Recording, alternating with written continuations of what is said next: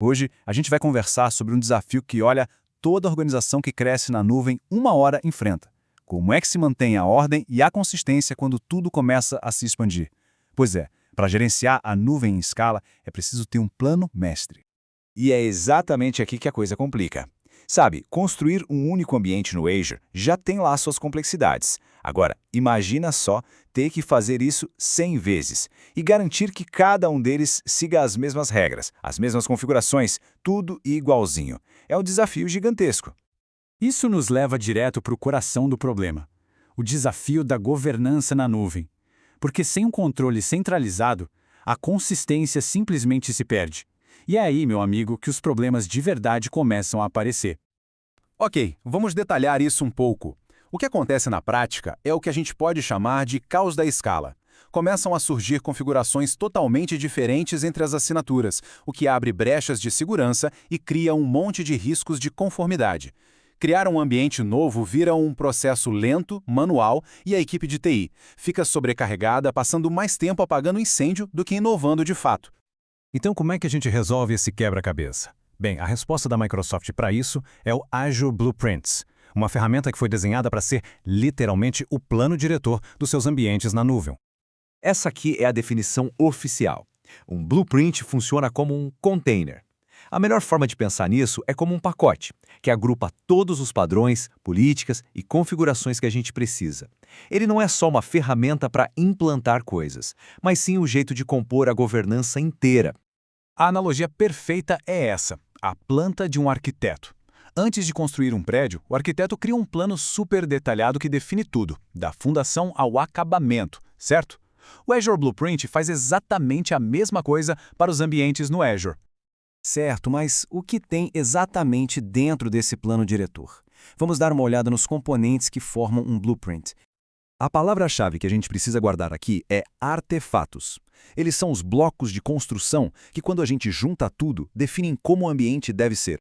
E o que é genial nesse slide é como esses 4 artefatos cobrem todos os aspectos da governança. As atribuições de função definem as permissões. As atribuições de política impõem as regras, tipo, só pode criar recursos nessa região aqui. Os modelos ARM definem a infraestrutura que vai ser criada, redes, máquinas virtuais, e os grupos de recursos, claro, organizam tudo de um jeito lógico.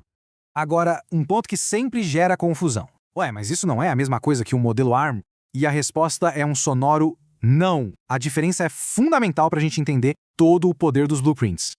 Vamos olhar essa comparação aqui. O modelo ARM é basicamente uma ação de disparar e esquecer. Depois que ele implanta os recursos, a conexão entre eles acaba. Já um blueprint, ele mantém um relacionamento ativo com os ambientes que ele criou. E isso permite um rastreamento muito melhor e, o mais importante, a capacidade de atualizar várias assinaturas de uma vez só, a partir de uma única definição. Então, o ponto crucial é esse, o relacionamento ativo. Isso significa que o blueprint não só cria o ambiente, mas ele continua sabendo o estado daquele ambiente ao longo do tempo.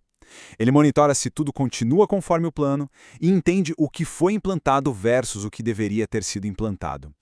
Essa citação resume tudo perfeitamente. O blueprint conecta a intenção, que é a definição, com a realidade, que é a atribuição lá na assinatura. E essa conexão contínua que faz toda a diferença e transforma ele numa ferramenta de governança e não só de automação. Com essa base bem estabelecida, vamos ver como isso se traduz em benefícios na prática, como os blueprints nos ajudam a escalar com total confiança.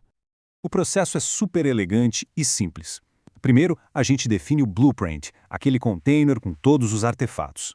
Depois, ele é atribuído a quantas assinaturas a gente precisar. E a partir daí, a fase de rastreamento começa, garantindo que os ambientes continuem sempre seguindo o plano original. E isso aqui ilustra de forma brilhante o benefício final. Em vez de semanas de trabalho manual e checagens de conformidade, a gente passa a ter a capacidade de criar ambientes novos, seguros e padronizados em questão de minutos, com a governança toda já embutida desde o dia zero. A palavra-chave aqui é orquestrar. Um blueprint não só implanta recursos, ele orquestra um conjunto completo de artefatos de governança de forma declarativa. Isso quer dizer que a gente define o estado final que a gente quer, o que, e o blueprint cuida do como, garantindo que o resultado seja exatamente o que foi definido no plano. Então, para a gente resumir, com Azure Blueprints é possível padronizar os ambientes, acelerar a criação de novas assinaturas, garantir a conformidade contínua por causa daquele relacionamento ativo e, finalmente, gerenciar dezenas ou até centenas de assinaturas de um jeito centralizado e eficaz. E para encerrar, fica aqui uma reflexão. Uma arquitetura de nuvem de sucesso não é só sobre o que se constrói hoje, mas como se garante que ela possa crescer de forma ordenada e segura amanhã. O Azure Blueprints é a ferramenta para construir essa base, uma base que já está pronta para o futuro. Obrigado por acompanhar a gente.